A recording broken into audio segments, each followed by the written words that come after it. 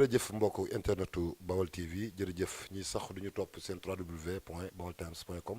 te nag ñu am mbégte kontante di dalal ki nga xamante ni mooy monsieur Cheikh Seck nekk maire Ndindy en même temps di député di ñu teewal fële ci assemblée nationale Cheikh ñu bàyyi la nga nuyoog ñi nga xamante ni ñoo ñuy topp seen télévision Bawal TV. ci bokku Bawal TV ñu ngi leen ni gërëm bu baax ci interview bi nga xam ni accordé nga nu ko di aussi nuyu sénégalais yépp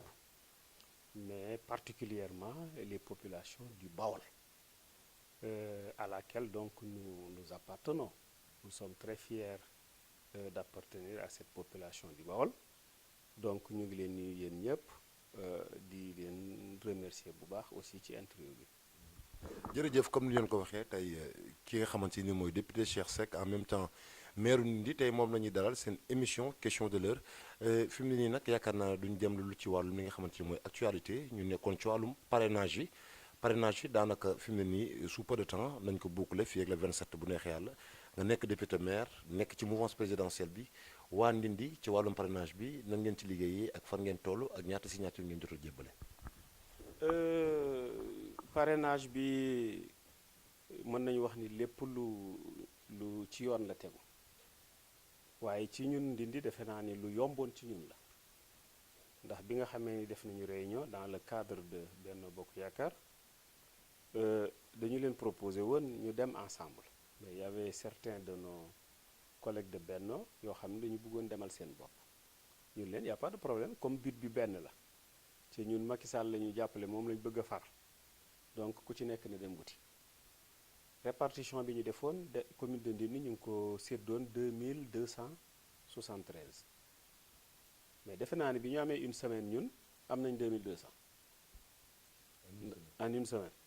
déjà tout était disponible parce que li ñu leen waxoon c'est très simple 43 chefs de village yéen a ngi fi chef de village bu ne demal nga indil ma minimum 50 kon xam nga yëf yi day dal di yomb en 3 jours 4 pare nañu équipe yi dem nañ sur le terrain fekk nañ yëpp pare nañ ñu indi ko nous avons donc déposé les 2200 nos collègues qui étaient par de l'autre côté il paraît que am nañu 400 et quelques je ne sais pas je ne peux pas m'aventurer mais en tout cas man ak suma équipe daal yëf yomboon na ci ñun am nañu parrainage boo xam ni du am benn problème amul rature amul blanco amul double emploi lépp ci lu leer la lu tegu donc foofu moom vérification ba dana yomb cela est valable aussi presque sur l'ensemble du territoire parrainage moom Benno Bokk Yaakaar amul ci problème defe naa ne fu ñuy laajte 0,8 à 1% autour de 60 quelques mille nga am daanaka 3 millions kon parrainage bi jafewul ci yow. yaakaar naa ne parrainage bi jafewul waaye dafa am benn question boo xam ne souvent moo soulevé wu au niveau de toutes les localités muy ñu nekk maire moom ñoo nekk point focal yi mais souvent il y a des responsables qui refusent vraiment de suivre. Responsables qui refusent de suivre évidemment il y a des problèmes de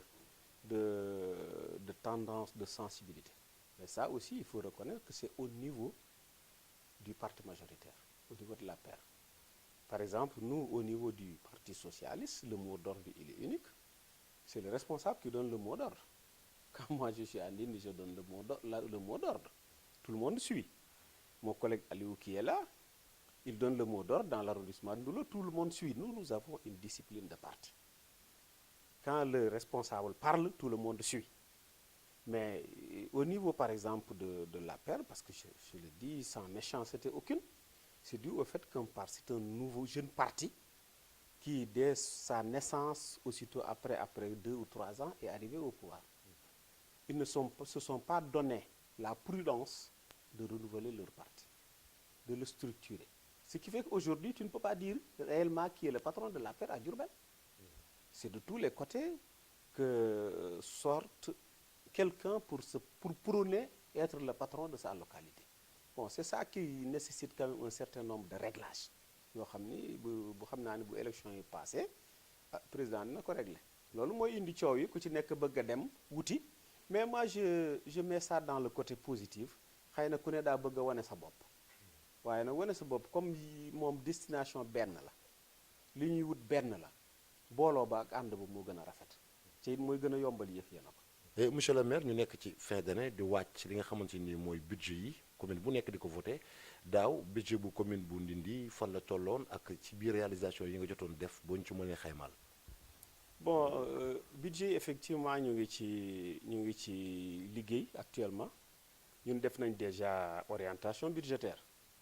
ba pare et je disais tout à l'heure maa ngi ko doon wax ni balaa 31 décembre ñun dinañ wote suñu budget muy budget commune de Ndindi parce que budget la boo xam ni lépp pare na ndax man budget bi damay wax ni toujours budget commune de Ndindi su ma joxee orientation yi budget ba na mu tëddee maa conseil yi ñoo koy yëgandoo su ma ñëwee ci jour bi maa laay koy yëg man ñoom sax danañ jot document bi 15 jours avant comme ni ko yoon waxee mais man loolu amaluma solo li am solo mooy orientation yi nga xam ni joxe naa ko ñu respecté ko loolu budget moo tax fi mu ne nii daañu nekk budget bi lee mu pare tënk bi bu ko defee ci fan yii di ñëw d'ici une semaine maximum ñu mën ko voter commune de Ndindi nag boo ko seetee damay wax ni Sénégal ñun ñoo fi ëpp réalisation modestie laa waxe de humilité laa waxe ndax li tax ñu ëppale ko du budget bu ñu jëlee ci état sunu capital relationnel moo ko yombal ndax bu fekkente ni commune bi dafa sukkandiku ci état ses réalisations du bari ndax li tax du bari mooy bëgg-bëgg yi bari na ci ressources yi néew na ca it foog ñu séddale ko mosal ci ku ne kon la nga cay am du la mën a tax a def loo xam ni da nga ko gis commune de Ndindi su ma rappelé tuuti histoire du yàgg 2009 bi ma fii ñëw mu nekk commune rurale booba juróom-ñeenti dëkk moo fi amoon ndox ci am na ci ñaar yoo xam ni amewul woon ndox sax ci commune de Ndindi parce que layaa ba ci dànq la xëccoon seen dëkk tay ba sanc mu ngi xëccoon ci ñaxal ci commune bi ci Cilmaxa donc boo koy seet daanaka juróom-ñaari dëkk indépendance boobu moo fi am bi ma ñëwee 43 villages réguliers yi ñëpp am nañu ndox li fi nekk ci amoo nga xam ne mën na 60 amoo ñëpp am nañuy ndox kenn laajatuma ndox ci dëkk wala ci amoo liñ may wala ci kër diw parce que xam nga da ngay def kër Saadi Saar kër Ibra Kan kër diw nga xam ne am na fa ñaari kër wala ñett xam nga lu ñu may laaj def dimbali ma jëlal ma ndox dugal ma ci sama biir kër di wax naa ko suma mbokki pël yi ngoos ma ne leen amul benn commune boo xam ni dañ naan maire ba xëccal ma robinet mu dugg sama kër ca loolu rek def naa ci lopp téeméer loo xam ni du budget commune bi sama poosu bopp laa ko def plus de 300 millions ci coopération internationale def nañ ko ci ndox ci Ndindi yoo xam ni dërëmu état demu ci sans compter nag maintenant li nga xam ni ci budget état korkoral la ñu di ko ci def loolu moo tax ñun amatuñu problème mu ndox xam nga loolu déjà doy na bilan boo demee ci éducation nationale tabax nañu fukki école ak benn ba ma fi nekkee ak léegi Ndindi c'est la seule commune zéro abri provisoire amul mu abri provisoire man non école tëj kay laa am école yu tëju laa am waaw école yu tëju laa mën a am défaut d'enseignant mais aw ma abri provisoire man nga dem sur le plan santé sama poste de santé bi ñu mujjee tabax avec Performance Afrique ak Nouvelle Planète Suisse am na centre de santé yu moo leen ëpp booy dugg nit ñi da nga ko gis ñaari ambulance médicalisée mu nga fa échographie mu nga fa ak ay matériels yooyu dañoo amagul spécialiste yi pour utiliser ko lu demee ni électrocardiogramme ak yeneen matériel yu fa am moo tax les jours à venir maa ngi leen war a tabaxal benn salle d'hospitalisation parce que am nañ ñaar benn salle d'hospitalisation de 10 mètres sur 8 muy 80 mètres carrés avec des lits et tout ak tabaxal sage-femme bi logement parce que infirmier d'état bi am na logement mais au-delà de ça am na 6 cases de santé yoo xam ne bu ci nekk moo ëpp poste de santé yi ci yeneen communes yi ci département bi yoo xam ni ñun ñoo ko tabax sans 1 franc de l'État avec notre coopération nga dem boo demee ci wetu dispensaire bu njëkk ba maison des malnutris mu nga fa pouponnière mu nga fa boo xam ni léegi mu démarré pour di récupérer xale yi nga xam ni au niveau de Touba ak Darou Mouhty dañu am ay problème ñu di leen téye foofu ak xale yi nga xam ne dañu am problème mu lekk ak déficit nutritionnel